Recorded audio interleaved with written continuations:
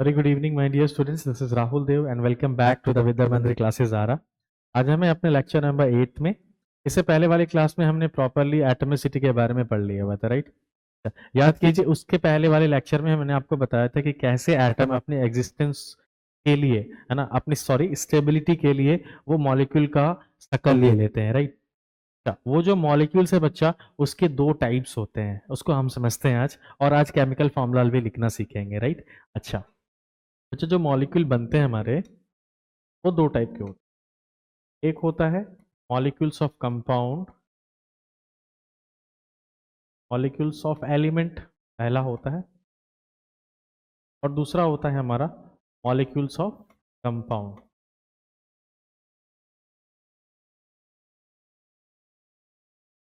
एक होते हैं मॉलिक्यूल्स ऑफ एलिमेंट और दूसरे होते हैं मॉलिक्यूल्स ऑफ कंपाउंड। बच्चा समझो, जो मॉलिक्यूल्स ऑफ एलिमेंट होते हैं, इसका मतलब होता है कि एक से ज्यादा एटम तो, चूंकि मॉलिक्यूल है तो एक से ज्यादा एटम तो होगा ही, लेकिन हमारे पास यहाँ देखने को मिलेगा कि एक ही टाइप के एटम जो है आपस में कंबाइन होंगे। जैसे for example O2, O3, H2, तो ये सारे Cl2, ये सारे क्या हो गए? मॉलिक्यूल्स ऑफ एलिमेंट, जहां पे एक से ज्यादा एटम मिलके मॉलिक्यूल तो बना रहे हैं। मॉलिक्यूल की परिभाषा क्या है? More than one atom combines chemically together to form a molecule. लेकिन यहाँ पे मॉलिक्यूल्स ऑफ एलिमेंट में क्या होगा कि सेम काइंड ऑफ एटम जो है आपस में जो है मिलेंगे, ठीक है। These are the examples. Molecules of compound की बात करें तो मॉलिक्यूल का मतलब होता है एक से ज्यादा एटम आपस में कंबाइन किए, है ना, तो एक से ज्यादा एटम आपको देखने को मिलेगा। लेकिन क्योंकि ये कंपाउंड है तो यहाँ पे आपको डिफरेंट काइंड्स ऑफ एटम देखने को मिलेगा। जैसे for example H2O, CO2, H2SO4। तो यहाँ पे देख रहे हो कि यहाँ पे एक से ज्यादा एटम है ना। यहाँ पे कितने एटम है? तीन, यहाँ पे तीन, यहाँ पे चार, पांच और यहाँ पे सात, राइट। सात एटम वहां पे भी है, लेकिन सब अलग अलग लोग से मिलके बने हुए हैं, राइट।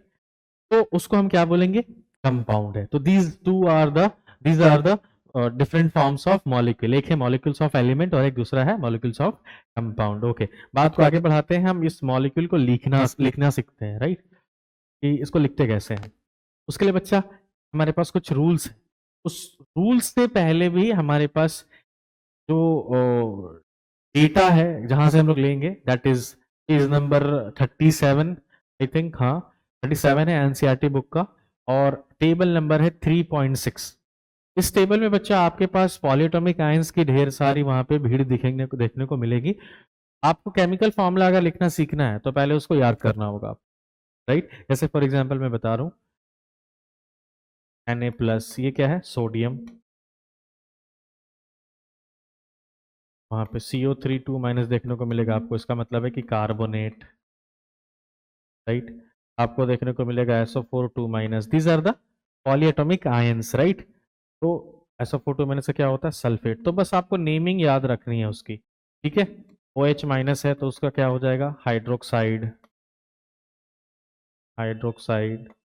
अगर CO2+ है, इसका मतलब क्या है? वो कैल्शियम है। तो ये आपको याद करके रखनी होंगी, है ना। ये सब सारी चीजें पूरा टेबल में बहुत अच्छे से बना के रखा हुआ है। जो भी पॉलीएटॉमिक आयंस के डेटाज हैं वो वहां पे है, ठीक है। उसको याद कर लेना है प्रॉपरली, ठीक है। कुछ एग्जांपल्स मैंने यहाँ पे दिखा दिया। जब वो याद हो जाएगा तो फिर हम अच्छे से उसको जो है उसको रूल पे डाल करके हम केमिकल फॉर्मूला बना लेंगे। चलो मैं बनाना सिखाता हूँ अभी, ठीक है। देखो, सपोज कोई आपको बोल दिया कि सोडियम क्लोराइड लिख के बताइए। क्या लिख के बता दिया आपको? Sodium chloride. अच्छा, कोई भी केमिकल फॉर्मूला जो बनता है ना, वो बनता है कटायन और अनायन से, राइट।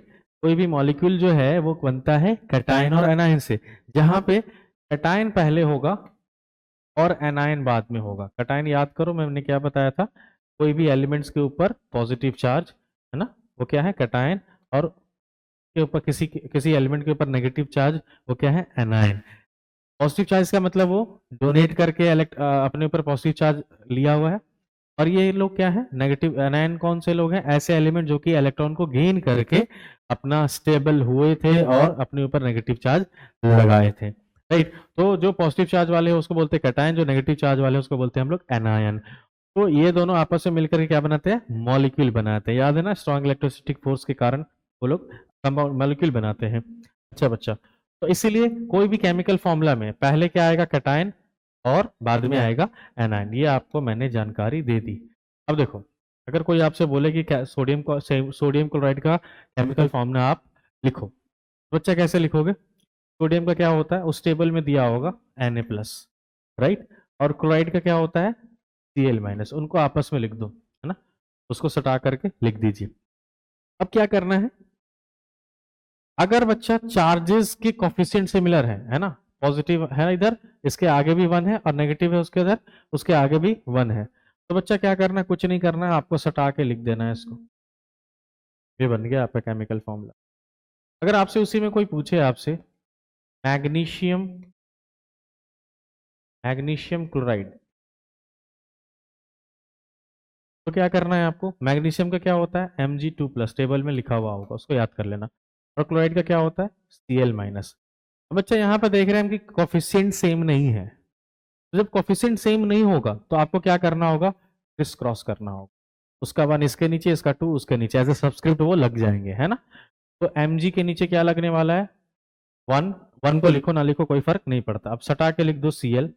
अब Cl के नीचे एज ए सब्सक्रिप्ट क्या लगेगा, इसका जो कोफिशिएंट है Mg का, ये हो गया आपका MgCl2, मतलब मैग्नीशियम क्लोराइड, राइट। बच्चा दो नियम आपको मैंने सिखा दिया। अगर कोफिशिएंट सेम है तो आपको क्या करना है, कुछ नहीं करना, सीधे उतार देना है इसको, इन दोनों के जो है ना एलिमेंट्स है उनका सीधे नीचे उतार देना है नाम, सिंबल।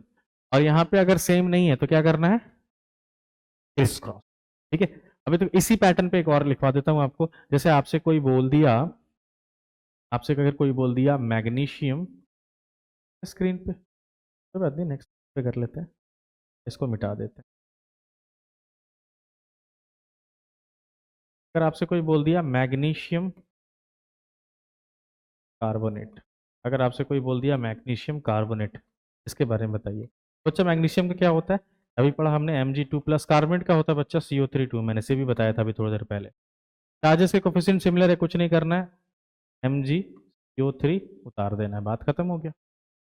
हरी बात समझ, ये दोनों कैंसल आउट हो जाते हैं, बट काटना मत, ऐसा काटना मत, सीधे उतार देना नीचे, ठीक है।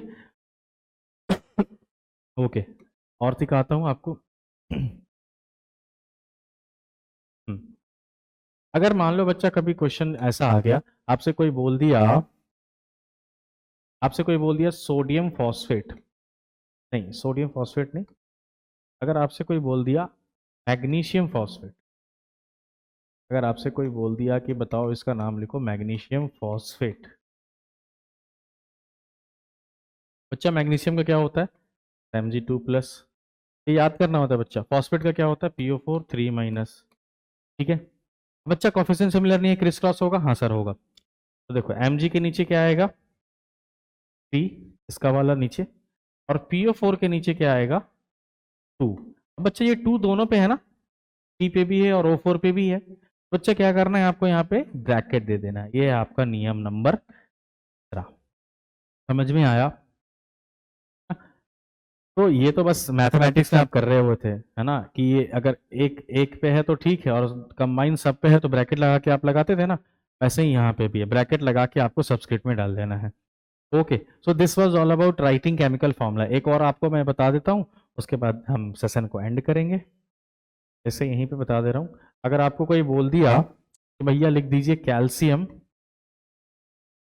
कैल्शियम नाइट्रेट, अगर आपसे कोई बोल दिया कैल्शियम नाइट्रेट लिखने का, बच्चा कैसे लिखेंगे, कैल्शियम का क्या होता है Ca2+, नाइट्रेट का क्या होता है NO3, ठीक है। ये सब आपको टेबल में मिलेंगे, पेज नंबर 37, टेबल नंबर 3.6, उसमें पूरा टेबल बना हुआ, उसको याद कर लेना है, ठीक है। कैल्शियम Ca2+ और NO3-, कोफिशिएंट सिमिलर नहीं है तो क्या होगा, Ca के नीचे 1 आएगा और NO3 के नीचे क्या आएगा, 2। अब ये 2 तो सब पे है, NO3 पे है, क्या हो जाएगा, यहाँ पे ब्रैकेट लग जाएगा। तो this was all about the chemical formula. और इससे पहले हमने क्या देखा, मॉलिक्यूल्स के बारे में, उसके 2 टाइप्स, ठीक है। समझ में आया? चलो, थैंक यू।